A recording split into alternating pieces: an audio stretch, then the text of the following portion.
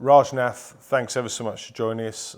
First and foremost, congratulations to you as a colleague. Seems a little bit odd chatting to you about an award you've been given, but I do know how hard you work and I know how hard your colleagues work, so richly deserved, outstanding contribution to services to coach development. How does that make you feel? Really humbled. Thank you to Middlesex and my colleagues. I dedicate this award to obviously my colleagues and my mentor that got me into cricket. I don't think I would be in cricket if it wasn't for my mentor at Kenton Cricket Club, Alan Digby. But then after that, I've had great mentors here at Middlesex that have helped and aided my development to where I am today. So thank you to everyone that's helped me in my journey. Raj, we've spoken to a number of coaches today who may or may not have come through your own development programme, but as you say, you're working within a team of people whose job it is to develop coaches in the county. How important is that in the bigger scheme of it when looking at the quality of cricket in Middlesex? I think it's really important because the way the game is growing, the number of juniors that are coming through at our clubs, to actually grow the workforce through volunteers. Majority of the coaches that come onto our programs are, whether they're coming on a coach support worker, Foundation 1 or a level 2 core coach program with us, are going out there as volunteers. So really important for clubs to really focus on getting these volunteers to us to come onto courses so that we can have the right number of coaches to support the juniors in a fun, safe environment. I guess that's the key, isn't it, Raj, is volume of volunteers, because every club needs volunteers and it's not a game-wide problem that's just emerging now. The game has always been short of volunteers, but from that initial input of volume, I guess your job as coach developer is to nurture that talent and take it from level 1 to level 2 to level 3 and actually improve the quality throughout the structure. Yeah, we're quite lucky in Middlesex that once they come onto our programs, we actually revisit those coaches by saying, you've done your coach support worker, here's the next course. And even when we're writing their development plan with them, once they've passed one of our courses, especially the Foundation 1, is that we would like to see you come back to do your level 2 core coach.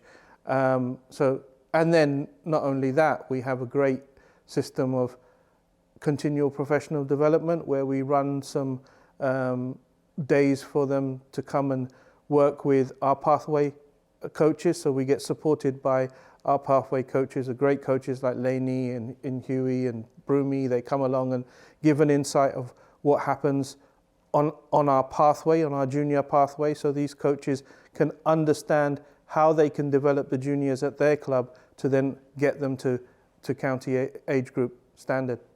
Fascinating. Good to see today that we've acknowledged 2 female coaches in the Middlesex Awards, and I suppose it's a long-standing issue the game has faced, as there are certainly more male coaches than female coaches across the game, not only in Middlesex, of course.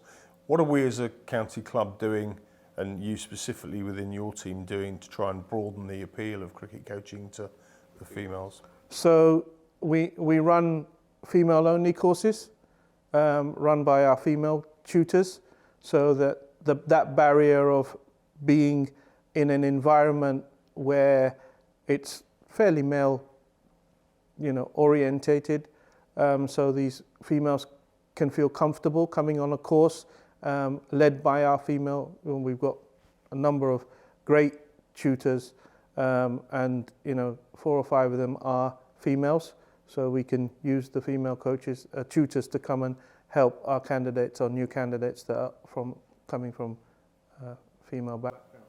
Nice to hear. I guess another challenge that we have from a coaching perspective is that we are lucky within Middlesex to be blessed with an enormous spread of ethnic diversity across our 17 boroughs. We're probably more ethnically diverse, I guess, than most of the 18 first-class counties.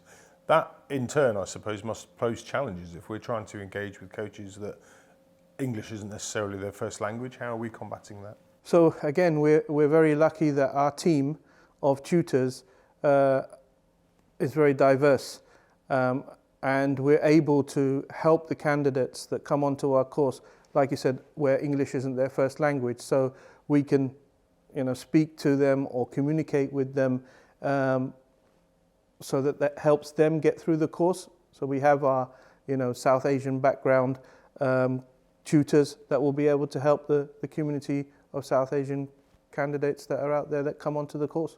Is that the key to the success here, Raj? Is breaking down those barriers and making not only cricket coaching, but the whole game more inclusive? Yeah, definitely. Not only are we breaking down those barriers, but we're able to communicate. We're able to, my day job as a participation manager, helping clubs develop, especially. Number one thing is about getting coaches, and the second thing is about their facilities. So helping those clubs to understand that, we are here for them. Being, I guess, an ethnic role model also helps. Yeah. So they can see where I am or where other colleagues of mine are, and it helps them understand that they can come onto these courses and they'll be helped to get through them.